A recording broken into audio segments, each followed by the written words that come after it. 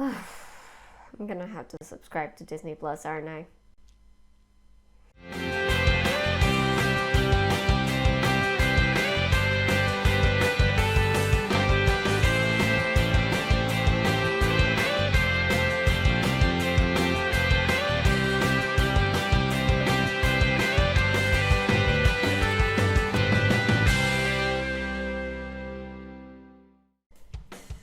Hi everybody, Carla here. So, just for the record, I still haven't been able to find that cable that I need for my recording light, which you can see I still have my old one, the round one. So, that's the thing.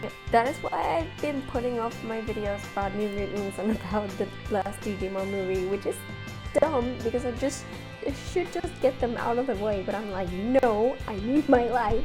But then other stuff starts happening and I have to make videos with my own light anyway. So it's kind of ridiculous, but it is what's happening. And right now, like I said, stuff has been happening. Before I go into any of it, I just want to point out that I made a little bit of an extra video, which is kind of like an addition to my last video that I made about the whole HBO Max Warner Media mess that's happening with movies and theaters. I just made a little bit more. I just have a little bit more to comment on it, I guess. That video is up now on my Patreon. It's a Patreon exclusive, so if you want to watch it and just comment and participate as you would here on YouTube, you should subscribe to my Patreon, because my extra videos are gonna be there from now on. I think they're mostly short. The long stuff, like the meaty stuff, you get here on YouTube, but anything extra that I think about afterwards, because that happens often, like I make a video, it's like an hour and a half long, and then 2 days later while I'm editing, I'm like, alright, I wanted to say this and I forgot. So now I have stuff to add. So that kind of thing is going to be what makes up most of my extra videos, I think. So if you want to hear more about my opinion on the whole HBO Max Warner mess, go to my Patreon and subscribe. That's where you have to go. I think it's in my $5 tier, so like the senpai tier or something. I'm not very good at making tiers. You guys know how Patreon works better than I do, honestly, but videos are up there, so just warning you. So for today, basically what happened is that yesterday I woke up and the internet was a flutter. You know what I mean? Like, you know when you wake up and stuff is happening online? Well, I had heard that Disney was going to have like an investor call or something. Turns out it wasn't an investor call, it was like Disney Palooza, basically. Like, remember that one time before the MCU really became like the huge thing that it is, that Marvel like rented out a theater in Los Angeles and invited the press and invited a bunch of people, and it was basically like DisneyCon but small and in one day. And then they everybody went into the theater, and then Disney brought out all the big guns and like talked about their entire Marvel slate for like the next 5 years or something, and it was like insane. Like it was bigger than Comic-Con or something, like that kind of thing. Well, they did it again. This time though, because pandemic, they did it virtually, and it was way bigger. Like, it wasn't just Marvel, it was Disney, like the whole thing. So like when they want to inform, like they want to court their investors, they go hard. Like they do it really, really hard, and it was huge. And when I woke up, because obviously I live on the other side of the world and everything interesting happens while I'm asleep, again, I woke up and the internet was exploding, basically. So I kind of got thrown straight in the middle of it. Like I wasn't watching. I didn't even know it was something you could watch. I just thought it was something that Disney did with their investors, and it was like private, and then we'd hear news like from it or something. But no, it was an event, and I was thrown smack in the middle of it, so I couldn't really react live to it. Like I just waited for the whole thing to be over, and then I went back and like read through all the news, which if you follow me on Twitter, you've probably already seen me at like 9 in the morning the next day just retweeting all the Disney tweets because that's when I was actually, you know, finding out about stuff. But it's one of those things that kind of, you know, takes over everything, apart from the pandemic, of course. But like in terms of entertainment news, it's like the big thing, you know, like this doesn't happen every year, it happens every once in a while, and it's like, boom, here, have all the news. And of course I have to react to that. So here I am today talking about Disney's latest move to take over the world. You know how I always call them like our evil overlords at Disney? Well, this is where they start making their move to take over the world, basically. Like, this was the first step. And, you know, sort of in comparison to the news that we had the previous week with HBO Max and Warner just moving their entire theatrical slate to HBO Max, you kind of have to compare the two, because Disney seems to be going hard on Disney Plus, but also they still have their 2021 slate like aimed for theaters.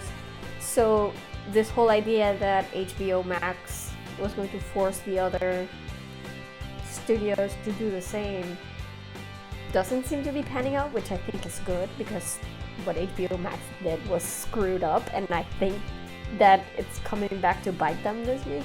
But also, like, every time Disney does one of these things, I kind of get scared, because Disney is so big. And I have to say this before I actually go into the detailed announcements that were made during the presentation. You've heard me dunk on Disney, and especially Disney Plus, a lot. If you follow me on this channel, I want to state for the record before anybody comes at me. I don't hate Disney. I love Disney. I grew up with Disney. I love, like, I'm a Star Wars girl, I'm an X-Men girl, so Marvel is kind of my thing.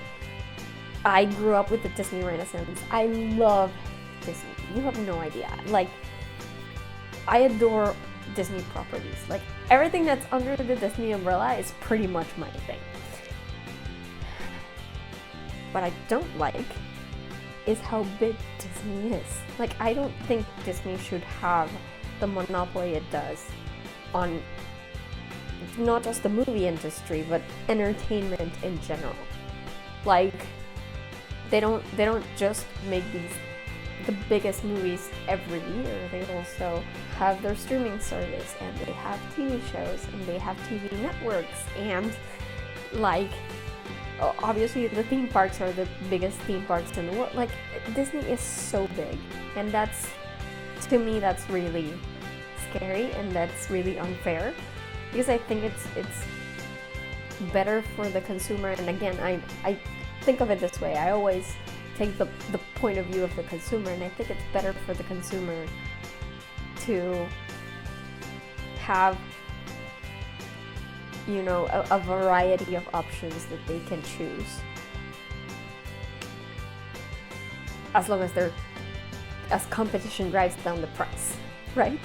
So like, if Disney takes over everything in entertainment, which honestly, every day that passes by, it seems like they will eventually. It will take some time, and there, of course, are some competitors like Warner, like Netflix, but Disney is like this juggernaut, okay? They're undoubtedly the biggest share of the market at the moment, without a doubt. And it's going to keep growing. And as long as that happens, eventually we will come to a point where Disney will be such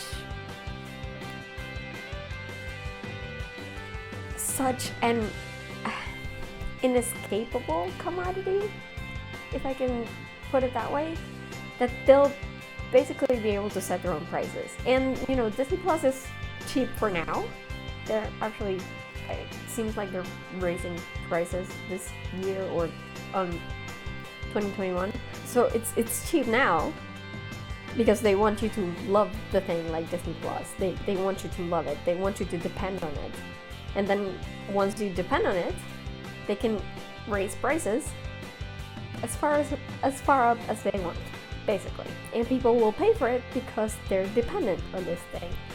That's what competition does. Competition forces you to compete for the best price in order to attract more customers. And again, I like Disney. I love Disney's IPs. Like, everything under the Disney umbrella is pretty much anything I like. You know, I love Disney properties. I love Star Wars. I love Marvel. I love Disney animation. I love Disney movies. I love Disney Channel. Like, I love so many things in Disney. I just don't like that they're so ubiquitous. You know, I don't think it's fair.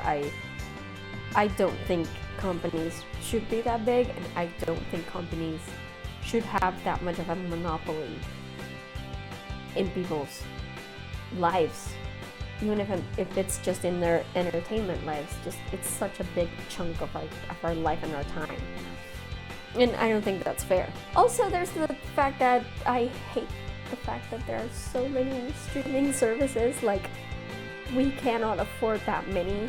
I wish some of them would just consolidate for once. Like, I love competition. I'm glad that I can pick and choose between them, but I am poor and I cannot afford to pay for both Netflix and Disney Plus and HBO Max at the same time. I cannot. I am a poor student again.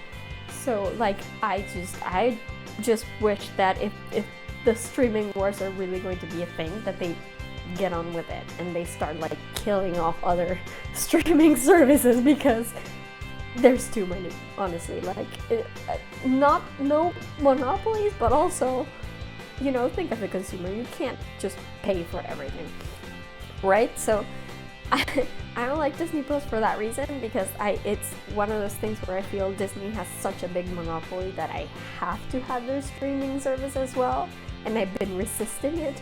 And I've been resisting it not because of any particular thing that I have against Disney Plus by themselves. Like, I think it's a good service. If you have it, if you have kids especially, I think it's a great service. Pay for it. It's actually pretty cheap compared to the rest. Like, HBO Max is ridiculous. Disney Plus is really cheap. So it's fine. I just can't, because I already have Netflix, which kind of, you know, keeps me going on the day-to-day, because they have so much content that I like and I enjoy watching. And then you throw in Disney Plus. It's like, why are you ridiculous? Stop it. I cannot afford it. So you know, it's nothing personal against Disney or Disney Plus. I like them. I just wish things were simpler. You know what I mean? Like, why are things so complicated these days? It's annoying. So, like, I have subscribed to Disney Plus a couple of times already. I subscribed when I wanted to watch the Artemis Fowl movie, which I watched that, and I watched the High School Musical series at the same time. So, like, the thing that got me to subscribe was the Artemis Fowl movie, and then on top of that, I had the High School Musical series that I wanted to watch, which wasn't enough by itself to make me subscribe, but when those two were together, I'm like, yeah, okay. And that was just for a month. So I just paid I think it was something like $8.99 Australian for that. And then I subscribed to watch Mulan again for 1 month with the premium access, which was okay. You know, I can do that. It's fine. It's actually cost effective for me and my brother to watch the movie on premium access rather than go to the theater. Not to mention that, as I said in my last video, I don't have a local theater anymore. It's closed. Thank you, COVID. Anyway, so yeah, that's the thing. So I have subscribed to Disney Plus. I just don't think I will or want to be permanently subscribed. Like, I am permanently subscribed to Netflix because, again, there are so many things on Netflix and that I want to watch, and so many continuous things on Netflix that I want to watch, that it makes sense for me to be continuously subscribed. With Disney Plus, I just don't have that. Like, when big things start coming up, maybe at some point I will subscribe more permanently, but for now it's just on a case-by-case basis. Like, when something big comes out that I want to watch, I will subscribe for the month and then unsubscribe, and that's what I plan to keep doing. It will probably be the same with HBO Max as well, because I just don't have the money to keep subscribing all the time, you know? So I just want to make that point clear. When I dunk on Disney and Disney Plus, it's not necessarily because I hate Disney or because I think Disney Plus is bad or anything. They're not. They're good, and they make quality stuff, and Disney Plus is actually very, very useful for people who like to watch Star Wars movies all over again, or like to marathon all the MCU movies every weekend, or have little kids that they need to sit in front of the TV just so the parents can have 5 minutes to themselves. That's all very valid. It's all good. It's just not great for me, because all the Disney movies I have that I like and that I rewatch, I already own on DVD or Blu-ray, so I can watch them whenever. I don't have to have Disney Plus. And the new stuff just hasn't been that. It hasn't grabbed my attention just yet. I've always been keeping an eye out in the future, because there are things that they had already announced that I was like, okay, this is interesting. I might subscribe for this one thing. Once the whole thing runs through and the season is over, I'll subscribe for 1 month, binge the whole thing in a few days and in a week or something, and then just unsubscribe, which is, what I usually do with pretty much everything. But yeah, this week we got even more news of new stuff that is coming out, and I wanted to touch upon just the ones that grabbed my attention. I'm not going to talk about everything because I would never finish, obviously, but just the ones that I am even a little bit interested in, and the ones that I'm definitely interested in that I will be subscribing for. Some of these are tentative. I will maybe, if I have nothing better to watch or something, I might subscribe at some point to watch these things and maybe watch them all together or something. And then there are some properties that I will definitely absolutely subscribe the moment they come out. You know what I mean? I will make that difference. But all of these were just the things that caught my attention from the Investor Day presentations. So let's start with Percy Jackson and the Olympians, because I woke up, I literally woke up, turned my computer on, and I opened Chrome, and I just came face to face with a tweet that had the new Percy Jackson series logo on it, and then I promptly died, passed away, expired, succumbed, croaked, kicked the bucket, perished, just dead. Completely, absolutely, irretrievably dead. That was me. Because if you know me, I've been freaking excited about the idea that Percy Jackson is finally getting a series adaptation, and I have to say it all over again. I love the Percy Jackson movies. I have nothing against them. I'm that one person in the world that actually loves the movies, and they get such a crap, and I think it's very unfair, and it makes me very sad, because I think, yeah, they're not great adaptations, but as movies in themselves, they're actually pretty decent, and I love that cast. I thought they were great. The effects were great. It wasn't exactly like the book. Okay, many things are not, so I have no problem. I love the movies. If I hadn't watched those movies, I watched the movies first. If I hadn't watched the movies, I wouldn't have ever read the books, and that would have been a freaking tragedy. Because those books are my favorite. Like, I love that series so much. So I feel a great deal of affection for the Percy Jackson movies. I don't think they're terrible. I do think, however, that they're not gonna make any more of those, obviously, for various reasons. Most of all the fact that the fandom apparently hates them, as does the author. I just... Okay, you're free to not like them. Whatever. I just really like them, and it makes me sad that more people don't. Anyway, they're not gonna make more of those movies. So I've been campaigning for a Percy Jackson TV show for a long time. I think it would be great. They would be able to do like more than just one book at a time, which would be great. You could do one season per book or something, and you'd have enough for like 15 seasons or something like that. Like, you can do Percy Jackson and the Olympians, you can do Heroes of Olympus, and then Trials of Apollo, and you would have like a continuous series of like 15 seasons. Or you could do like 2 books per season, that would work too. And I think it's a waste that they weren't going to do any more movies, so I've been campaigning for a series for a long time, and a few months ago it finally happened. Disney, which, you know, the books are published under the Disney Hyperion umbrella. Disney finally decided, hey, we have Disney Plus now, we should do this, and everybody was happy. That's not true. Some people were mad because the internet is what it is, but most people were super happy. And Rick Riordan and his wife Becky are actually on the project as producers, which I think is great because they'll make sure that it's done the way the fans want it, and I am okay with that.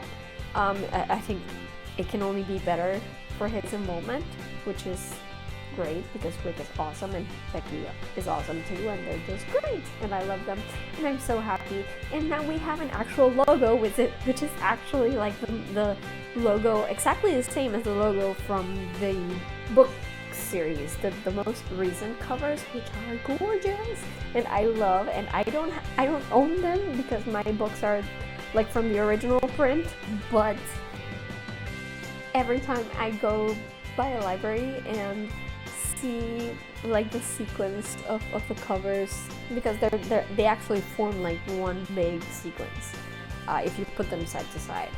They're so gorgeous, and I love them, and every time I see them in the library, in a bookstore, I'm like, oh, why can I not buy them? Stop, Carla, you already have them once, you don't need to buy another copy, but I'm weak. Anyway, I'm very glad that they based the logo on the new covers because they're gorgeous, and John Rocco's art is iconic for sure, and I'm really glad that things are happening. I think it's super cool. So that set my mood for the day. Like, I literally woke up to that image on Twitter and I was over the moon. Like, my head exploded like straight away. So point for Disney, I guess. So into the actual investor call. One of the first things they mentioned is that Raya and the Last Dragon are actually going to be released on Disney Plus in Premier Access, which again, it's Disney sort of backtracking from something they had said about Mulan. They had said that Mulan was going to be a one-off, and then the pandemic kept going, and theaters still cannot open because the winter spikes are really bad in most places. So in a lot of places, theaters are just closed, especially in the United States because their current spike is ridiculous. But in most places, theaters are just closed. So what's going to happen is they're going to premiere Raya and the Last Dragon in Disney Plus Premier Access like they did with Mulan. It's going to cost $30 again, which is fine by me. The thing is, already there are rumors that Mulan did not do well, you know, or just not well enough for Disney to be satisfied with it. So it's a bit surprising that they're doing this again. But the thing is, like, if Mulan can't do well on this scheme that they had, then I feel really bad for Raya, because Raya is an original property. It doesn't have the weight of the IP and the nostalgia that comes with Mulan. So I think putting Raya on Premier Access rather than pushing it is a disservice to Raya. I don't think it's going to do great. I will watch it because I like the trailer, and I like to support, Asian inspired movies, because we see so little of those these days. I think diversity needs our support, basically. So I will watch it, but I don't think a lot of people will pay an extra $30 to watch Raya. Like, a lot of people who paid for Mulan, they won't have the incentive for Raya. So I think that part sucks, and it does make me sad. But on the other hand, they don't know what's going to happen in March. They don't know if the theaters are going to be open then. So I kind of understand. And this is the important thing, because while all of this was happening on Twitter, I also saw a lot of people commenting how Disney was doing all of this without screwing theaters over, like Warner did with HBO Max. Which is a good point. Like, it's true, they still have a bunch of movies that I will talk about where they say this is going to come out in theaters. They have not pulled their entire 2021 slate like Warner did, but that also kind of explains why Warner had to do it. You know what I mean? Like, Disney doesn't need to do this. I'll talk about this later, but they say Disney Plus has like 86 million subscribers already. Like, they've already surpassed their 5-year goal in like less than a year, which is stupid. Like, seriously. And Disney Plus doesn't need the help. Like, they're not putting Raya in Disney Plus to get people to subscribe to Disney Plus. You know what I mean? Like, they're putting Raya on Disney Plus just so they can get the movie out, basically. But Warner doesn't have that.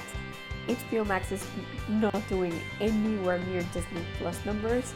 It's obviously even less than Netflix, because Netflix is way ahead of everybody in that sense, and Warner needs HBO Max to do better. They need it. And they literally have no damn content, because they decided to do this after Game of Thrones was over, which is stupid. If they had been more proactive, maybe they could have had the last season of Game of Thrones in there, and they wouldn't have needed to do this. But like, you can kind of see why Warner thought, okay, we need something big for HBO Max.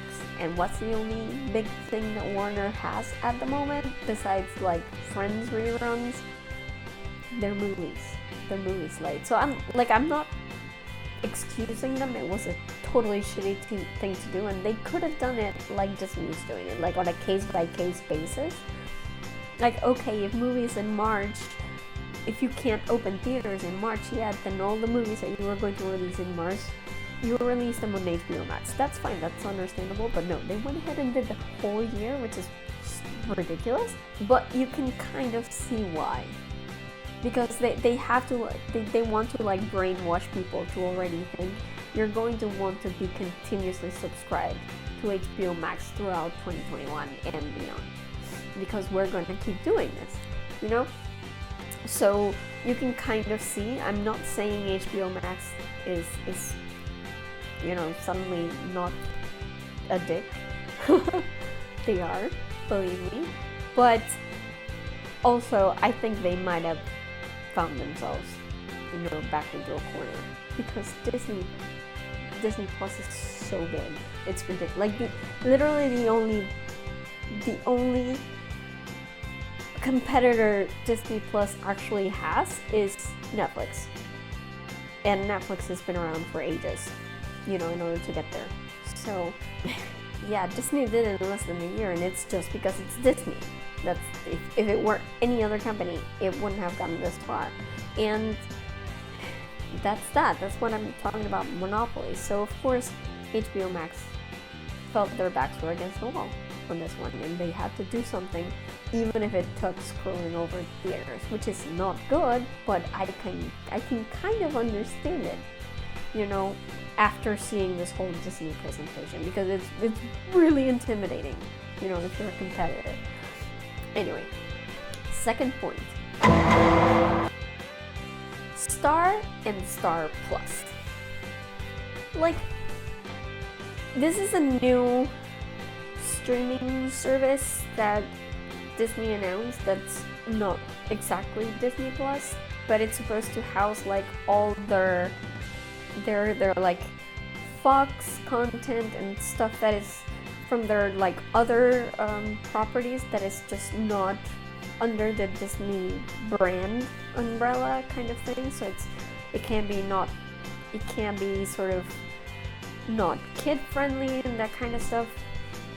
And okay, I get that you need to separate the Disney brand from the non-kid friendly stuff. That makes sense. But do we really need more streaming services? God damn it! Like, why?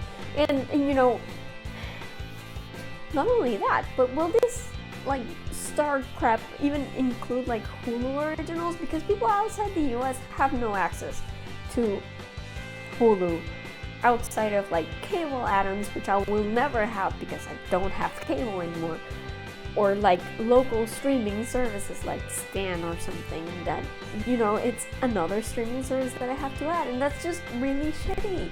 Like, why can't they just freaking merge everything into one? They have Disney Plus, they have Hulu, they have Star now. Like, what? It makes no sense. And then this Star thing, it's like, in most major markets, like in the US, in Europe, in Australia, that kind of thing, it's going to be sort of like a sub thing inside of Disney Plus. So you pay for Disney Plus and a little bit of a surplus, I think, if I understood that correctly.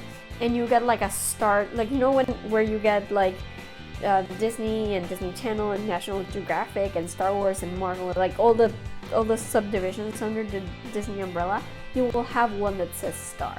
And if you go there, you will have all the Star programming, right? So in theory, people in the US and Europe and Australia and in other, you know, developed places will only be paying for one subscription, slightly higher than Disney Plus, but not that much. Which is, honestly, it sounds great, because again, my problem is that there are too many streaming services and I don't want to have to pay for two things at the same time. That's great, so I can do that here in Australia. In Latin America, it's going to be a completely separate subscription. Like a completely separate, apart from Disney Plus, streaming service. So if I have Disney Plus here in Australia with the Star add-on, and I have my account here, and it's wonderful and everything, and then I go back home for any reason, like when I finish my studies, or like even just for vacation or whatever, I can't watch Star stuff anymore, even though I'm paying for the goddamn service here in Australia. And I would have to subscribe to Star in Latin America, because it will be a separate subscription service. I would have to subscribe to it in order to watch Star content in Latin America. Make it make sense. Like, what? If you own all these things, why do they have to be separate? That is ridiculous. Stop it. It makes no sense. It just... Why? Why do they have to complicate everything? I don't understand. It's ridiculous. I think it's dumb.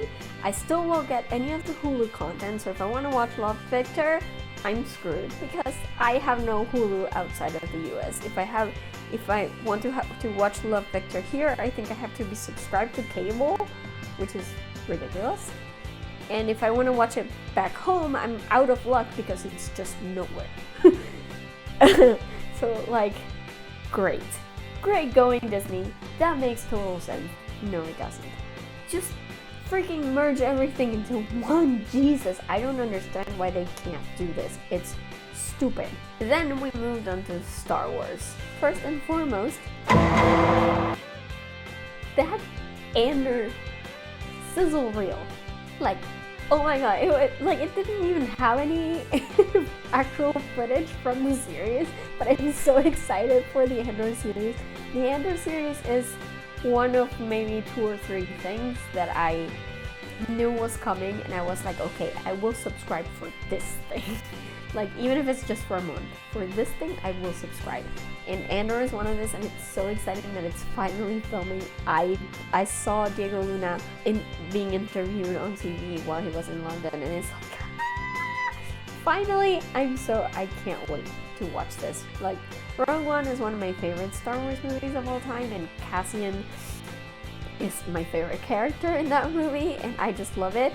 And it was also nice to see that they're, you know, treating this as they would like any big Star Wars movie, which is great. Like, they had the sets and the costumes and, you know, the animatronics. I mean, Neil Scanlon was on the sizzle reel. I love it. I just love it. Then let's talk about Obi-Wan Kenobi, the series, which is also set to start filming sometime soon. The biggest news for that was that Hayden Christensen is actually coming back to play Anakin Skywalker, which honestly I'm all for that. You know, as much as I like to dunk on the prequels because I hate them, I feel kind of bad about Hayden Christensen. Like, he wasn't that great an actor back then, and it was pretty obvious, but he was young. So I'm willing to give him the benefit of the doubt. I don't know that he's actually done anything good since then. Like, I know he's been in a few movies, but it's not like everybody's like, oh, look at how talented he's become. But I'm willing to give him the benefit of the doubt. I think he got a lot of crap, personally, from so many people. And that's really sucky, so I'm inclined to support him and support him coming back. Mostly also because I just, you know, canon is canon. If he was Anakin, he's going to keep being Anakin. They shouldn't recast at all. That's not a thing that they should do ever. Then they also announced that there's going to be a Lando Calrissian spin-off series, which is great in my book because diversity. This is not one of the series that I would subscribe for necessarily, but I like it. I like that they're trying to include, you know, more characters and have more diversity. And I really love that Justin Simien will be developing it because I love Dear White People. It's one of my favorite shows on Netflix. I think it's great. I think he has a great point of view. So I'm excited about this. It was nice to see. And then Rogue Squadron, baby. Patty Jenkins is directing a Rogue Squadron movie. Yes. I love it. I have been waiting for a woman to direct a Star Wars movie since I learned what Star Wars was, basically. And I thought the fact that it took Disney this long to actually give the reins to a woman for one of the Star Wars movies that they were making is shameful. But at least they have corrected it now. So, you know, it's great to see a woman at the helm of a movie that sounds like it's going to be pretty damn intense. I like it. And also Patty Jenkins is just so great. Like, herself, she's not only one of the best female directors we have out there, she's one of the best directors we have out there. Like, Wonder Woman is a freaking joy. I love that movie so much, and Wonder Woman 84 is coming now, in just a few days. So, like, I am high on Patty Jenkins at the moment, and I think she's awesome. I can't wait to see what she does with Star Wars. It's going to be epic. And also, I love to see them return to a Christmas release date, because I felt like that was my Star Wars tradition. You know, I never understood why they moved Solo to like the summer. That made no sense to me. And I'm really glad that they're going to return to a Christmas release date. It makes a lot of sense to me. Moving on a bit to National Geographic, which is something I never thought I would say. Genius, the Nat Geo series exploring like famous people is doing a new season, Martin Luther King Jr., which I think is great. I haven't seen Genius since the Einstein season, which was the first season, I believe. Like, I never watched the Picasso one. I don't even know who came after that, if anybody did. But I like the Einstein one. I thought it was okay, and I think Martin Luther King Jr. is a really important one that should be made. Like, so many movies have been made about that, but I think a series would be really interesting because you could have a bit more time to delve into who he was as a person, and I think that's good. Now, before we move on to further Disney Plus things, I just have to mention again the subscriber count that they have, which is 86.8 million subscribers as of the moment, which, as I said earlier, is already way past their 5-year goal, which is amazing. But also, I think their 5-year goal was kind of conservative to begin with. Like, you're Disney, of course you're gonna make millions and millions and millions of subscribers. Like, that's not like, just because Netflix has like twice as much as you do doesn't mean that it's impossible to get there. Like, you're Disney. If anyone can get there in like 2 months, it's you. You know what I mean? So I thought it was a fairly conservative expectation. So in that sense, I also, like, I see the number and it blows my mind, but also I feel a little bit like it's less than I was expecting, because I had heard 80 million or so like a couple of months ago, like more than a couple months, sometime in the summer. They said that the pandemic was giving Disney a boom and they had made like nearly 80 million subscribers. So I thought by now, by December, they would have way more than 80. Like, I was expecting like 95 or something, if not 100. Nope, 86.8. So I feel like that was less than I was expecting. It seems to me like everybody who is going to subscribe to Disney Plus because of the pandemic has already subscribed. So I don't know. I mean, I fully expect that they're going to keep growing, because as they expand on more of the world, like Latin America, just like Disney Plus just started in Latin America, so of course they're gonna have like a ton more subscribers. Netflix is still king at the moment. They have like 140 something, I don't know, I haven't checked the last numbers. And then there's Disney Plus, and I think HBO Max has something like 15 million, but HBO Max is still a US only thing, so it's a bit apples to oranges there. So I don't know, I mean, congrats Disney, I guess, but like, of course it's gonna seem like a lot when you set your expectations that low. I don't know. Also, there's a new Kardashian show announced for Hulu, and can I just say, why are the Kardashians still a thing? Like, it's been over 10 years. Can we just be done with this torture? Come on, it's...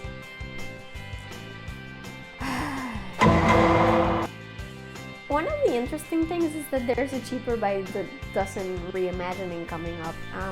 I like the Cheaper by the Dozen movies. I think I watched 1 and 2. I don't know if they ever made more, but I liked them. It was like Tom Welling and Piper Perabo and Hilary Duff, and I thought it was really, really fun. Honestly, like, I can't imagine having to live with that many brats in the same house.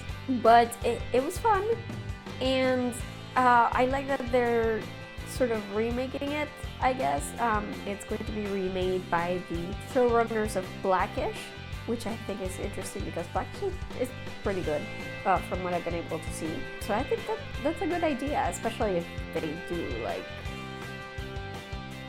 you know, POC characters, because everybody in Cheaper by the Dozen was very white. So, you know, it's good. It's not one of the things that I would subscribe for. Like, it's the only thing that was there. I wouldn't subscribe, but if I subscribe and it's on there, I will watch it. Sure. Also, again, the Lion King prequel from Barry Jenkins, which I'm not quite sure how a prequel is going to work. Like, I assume it's going to be about Mufasa or something. I'm not entirely sure. I don't know how it's going to work. I don't know what they're basing it on. I don't know. I just don't know. But I'll take it. I love the Lion King live action movie. I thought it was fantastic. I probably am the only person on earth who feels this way because apparently people really hated it. I loved it. So I'll take any Lion King they want to give me. I think it's great. Also, they sort of re-announced the Little Mermaid live action cast, and honestly, I love it so much. I love that cast so much. I think it's so great. I'm psyched that Melissa McCarthy is Ursula. I'm psyched that Jonah Howard King is Eric. That's perfect casting right there. I'm stoked that Awkwafina is Scuttle. Like, that's so great. And I love this cast. I love this entire cast. It's great. I can't wait. Also, that's the second Carla freaks out and runs all around her room screaming type news of the day that I saw was that there's a Rescue Rangers reboot. They're making a Rescue Rangers reboot featuring John Mulaney and Andy Samberg. Yes, my childhood. I am so happy. Like, you have no idea. Like, you know how people, like younger millennials and Zoomers and stuff, sort of say like, yeah, my childhood when I was growing up, it was like Rugrats and like Lizzie McGuire, and I'm like, I was already a teenager when those were on. I'm so old.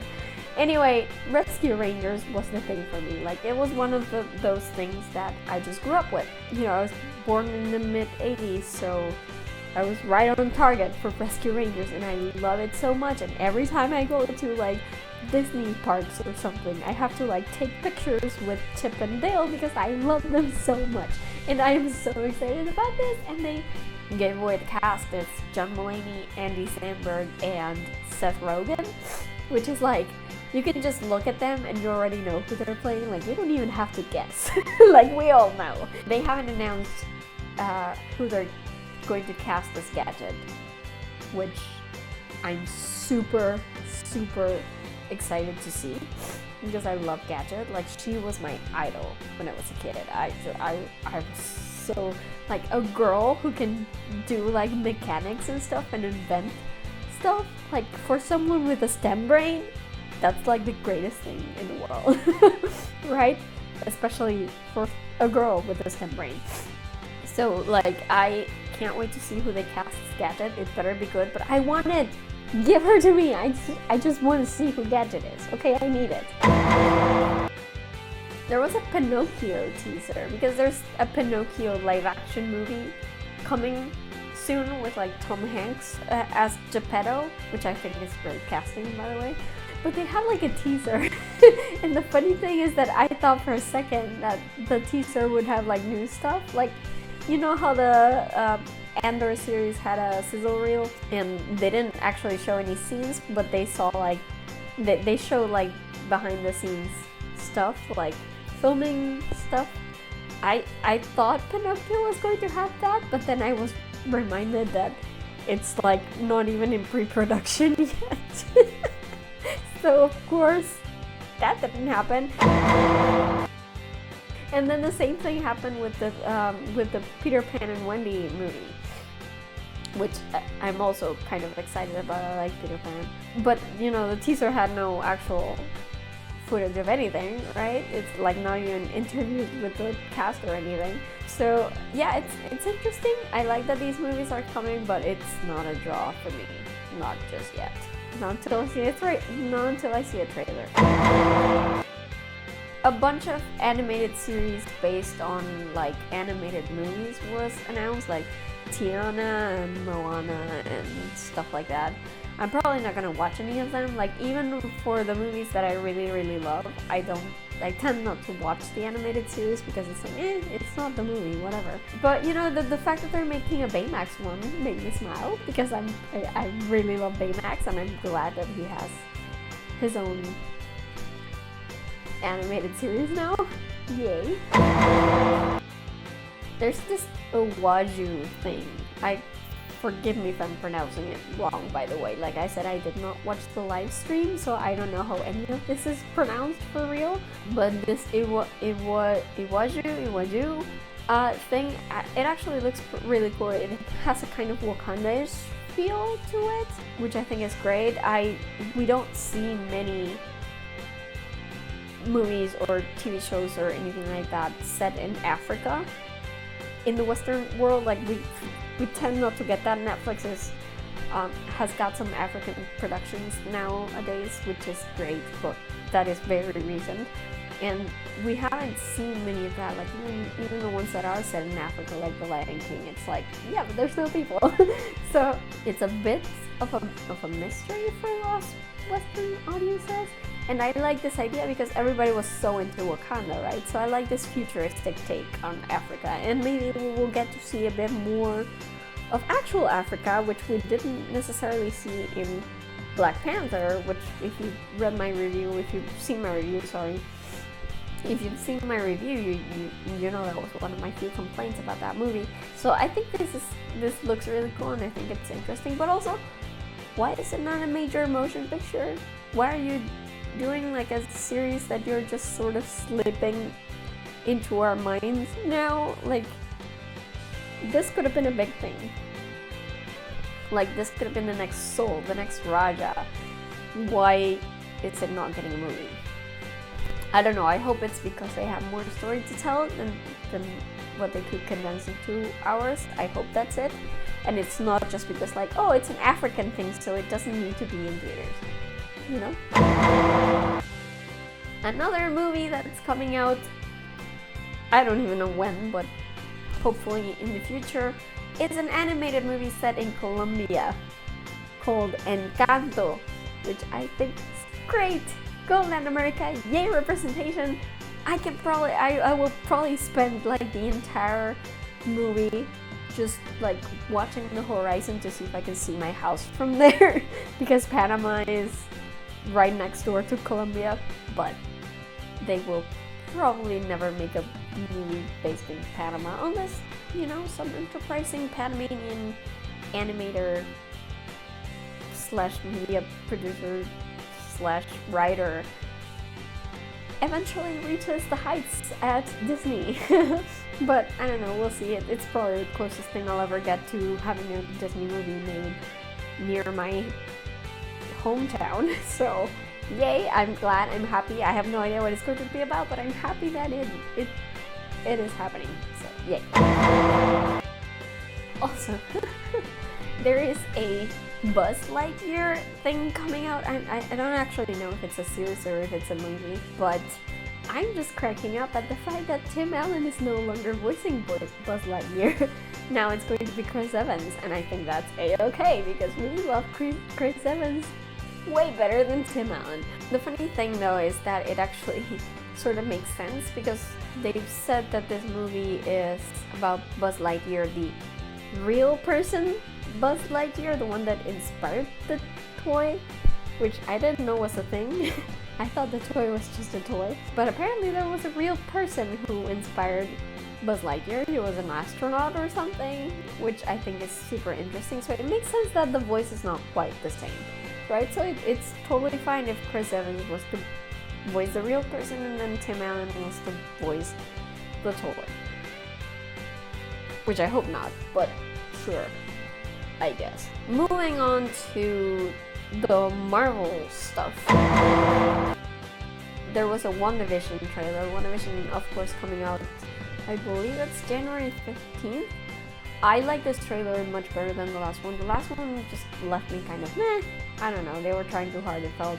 This one actually makes a lot more sense because it still does the TV alternate universe thing, like through the decades and whatever, but it also makes it very clear that there's something weird happening here, which I really like. It certainly feels like this might be a product of Wanda like having some kind of breakdown, which I like because it makes me think of House of M in the comics, if you know what that is. So I like that. I keep kind of hoping that that would be a way to introduce the mutants into the MCU somehow. So yeah, that seems good. But I don't know, I like Wanda. She's one of my favorite characters of the MCU. She's one of the few characters in the Avengers that I actually like. Like, there's Wanda and there's Hawkeye, and that's pretty much it. I don't care about anybody else, generally speaking, as far as the comics are concerned. And that's pretty much how I feel about most of the characters in the movies as well. So, ideally, when WandaVision was announced, I was like, maybe I'll subscribe just to watch WandaVision. But then the trailers just haven't done much for me. And I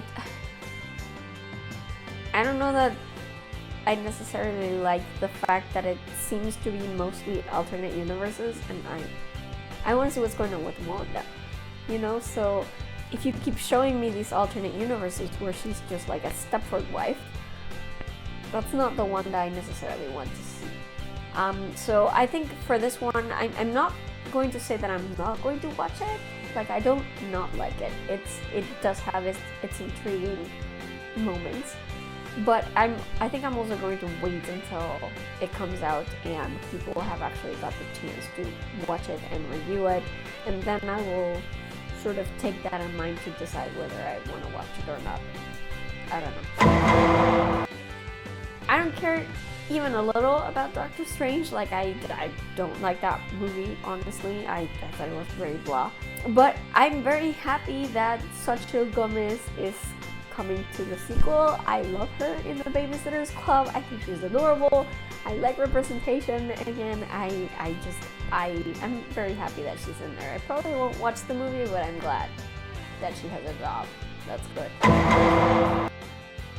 Then there was a trailer, finally, like a full trailer for Falcon and Winter Soldier, which was cool, but also, yeah, sure, but can we talk about Zemo? Like, that's my thing. Like, when Falcon and Winter Soldier was announced, I was like, I probably won't watch it. And then they revealed that they would bring back Baron Zemo, played by Daniel Kaluuya, and I freaked out. Like, if you bring in Zemo, I'm in. So I don't know that I would have necessarily subscribed just for the Falcon and Winter Soldier thing. Don't get me wrong, I like Falcon and I like Bucky. I think they're great. I like their chemistry in what movie was that? Was it Avengers? Was it an Avengers movie? I don't remember. The one where they're like both teasing Cap about Sharon. I like that bit. Was it Civil War? I don't remember anymore. There's so many of them. Anyway, but like, Zemo is my favorite MCU villain, and quite possibly the only MCU villain that has actually achieved what he set out to achieve. Like, he wanted to break up the Avengers, and he did it. They got back together after like 5 years, whatever, that's fine. But like, what he wanted to do, he totally did. It was a schism for the ages. Like, I think he's so smart, and yeah, he got captured, but whatever, he got what he wanted, right? He didn't care about being free. He just wanted to destroy the Avengers, and he did, momentarily. So he doesn't get enough credit. Like, people keep saying that Daniel Kaluuya was just like not impressive enough for a Marvel villain or whatever. Like, there wasn't anything flashy about him or anything. It was all here, people. It was all here. Because that guy is so smart. So like, I love Zemo. I thought I was the only person in the universe who loved Zemo, and then I got a tweet from someone after I commented on this saying that there are like 10 people in the world maybe who love Zemo and we should form a club. I'm in. But like, seriously, I love Zemo. So as soon as they announced that he was coming back, I'm like, I'm in. I will watch Falcon and Winter Soldier for sure. And I loved seeing Daniel Kaluuya in this trailer. It makes me squeal. So yeah, I'm happy. What If looks interesting. I probably won't watch it, but it looks really cool. So like the art, it looks cool. I can't wait until like Gibbs Roommate starts hitting the web. Like, I think that's gonna be like sort of mind screwy and cool, and I like that. It was announced that Shang-Chi has finished filming, and they sort of like had like an image with the whole cast of Shang-Chi, just telling you who the characters are, and I love the Shang-Chi cast so much. Guys, it's such an awesome cast. I will definitely be watching Shang-Chi. Like, if you ask me if I want to go watch like Black Widow, I'm like, maybe not. Shang-Chi, I'm in. I'm telling you, I'm in. If it's turns out to be on Disney Plus, okay, I will do it. I would rather watch it in theaters, but hey, if theaters aren't open at that point, watch it in. Also, yes to the Miss Marvel Zizzle reel. E-Man looks like he will embody Kamala just great. I'm psyched. I think it's gonna be so much fun. I like it. And speaking of her, Captain Marvel not only includes Captain Marvel, obviously, but also Miss Marvel, aka Kamala Khan, and Monica Rambeau.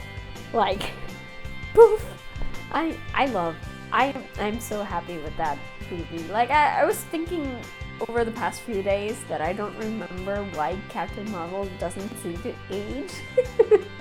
I can't remember anymore. Like, I've only seen Captain Marvel the once, so I probably need to rewatch that before I watch the sequel. But, you know, I'm psyched. I like this cast. I like that they're doing this.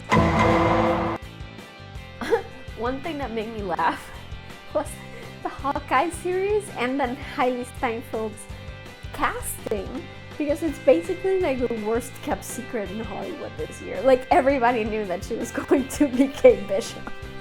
Everybody knew it, and they kept like playing dumb, like, is she? Maybe, I don't know. And then it turns out that she's like filming right now. So of course, worst kept secret ever. I just thought it was so funny. I'm actually excited about this series. I will definitely watch it because I tend to like Hawkeye, much like Wanda. Clint is one of the two characters in the Avengers that I actually like on their own. I tend not to be an Avengers fan, so I will watch the show.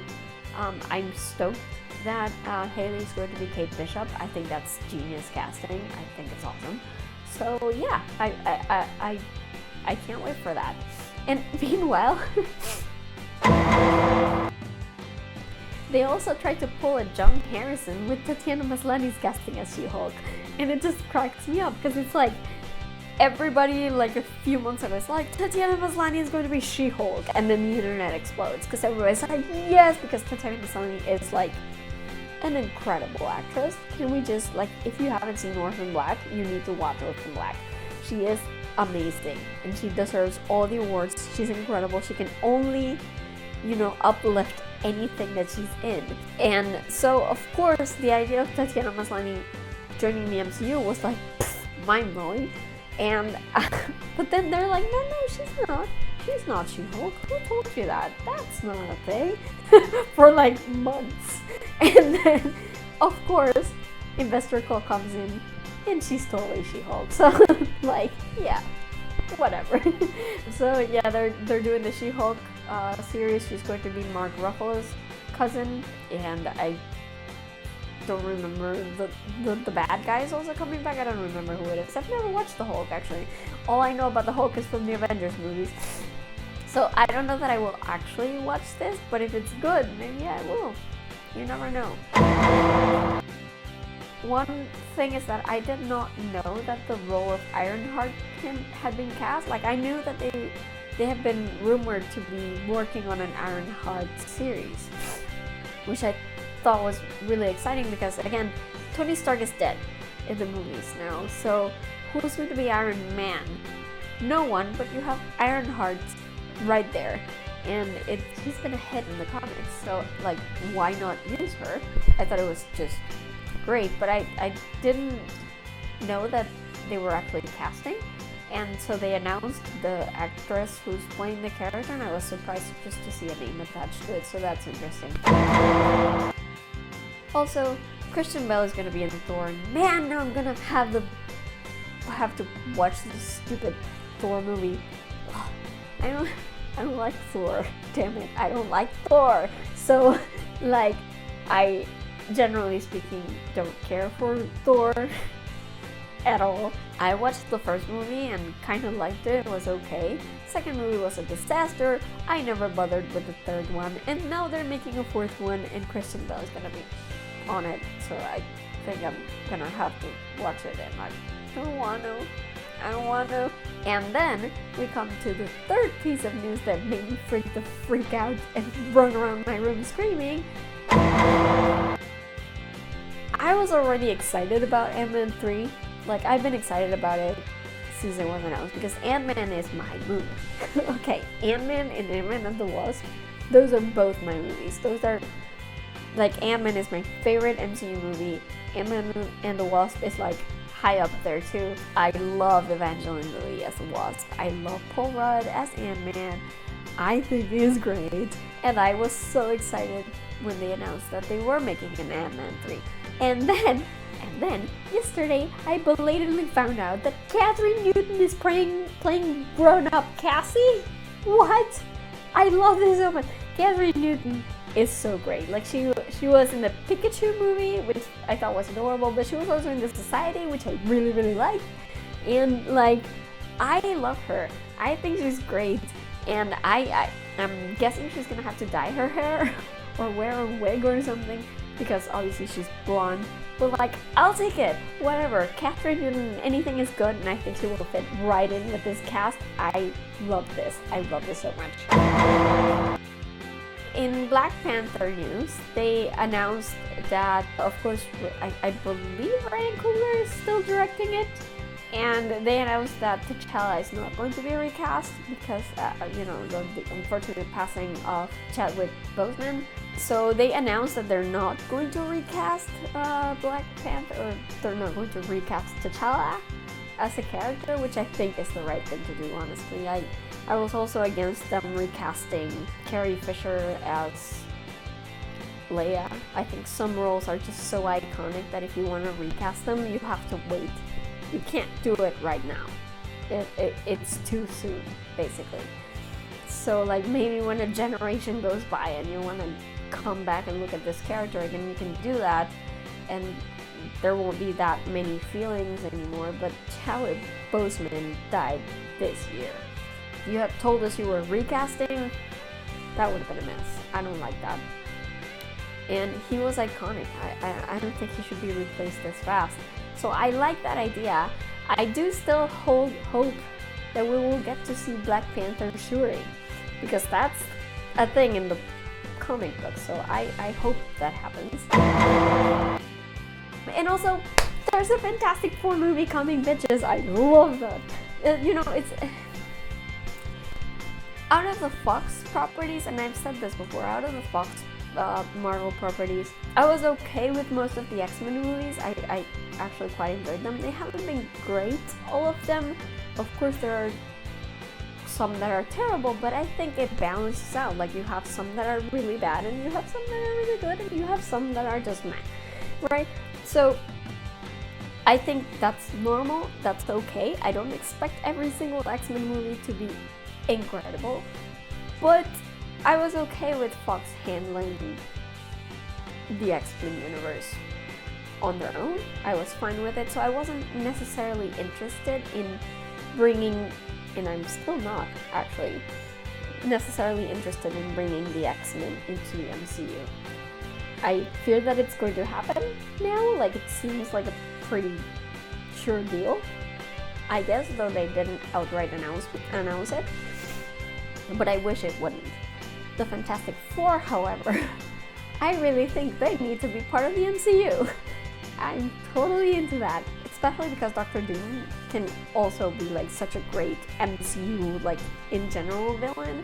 So, like, I'm looking forward to that, and I'm glad to see that it's now going to happen. Like, they're definitely doing a Fantastic Four movie. And while I don't disapprove of John Watts as a director, John Watts, who has directed the first two Tom Holland Spider-Man movies, I like him because I think he does family well.